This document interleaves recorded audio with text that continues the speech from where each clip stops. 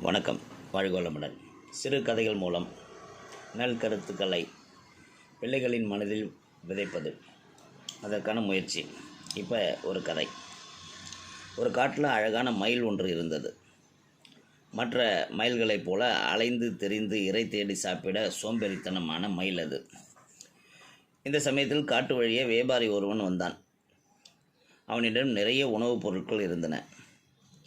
அவனிடம் இருந்த உணவுப் பொருட்களை கொஞ்சம் கொடுக்குமாறு மயில் கேட்டது.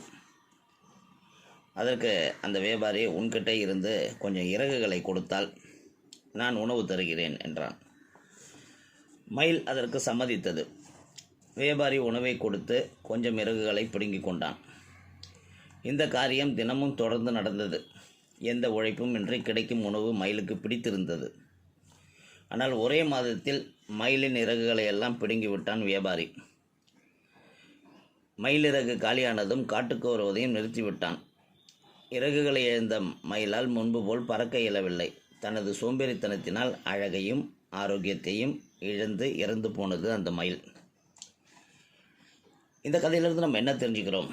என்ன, சோம்பேறித்தனம் கூடாது.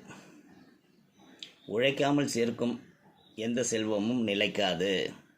அதனால் கண்டிப்பாக நம்மளோட உடல் உழைப்பு இல்லாத எந்த செல்வமும், எந்த பணமும், எந்த ஆஸ்தியும் சொத்தும் கண்டிப்பாக அதுக்கு ஒரு வேல்யூ இருக்காது என்கிறத இந்த மயில் கதை மூலம் கற்றுக்கொள்ளலாம்.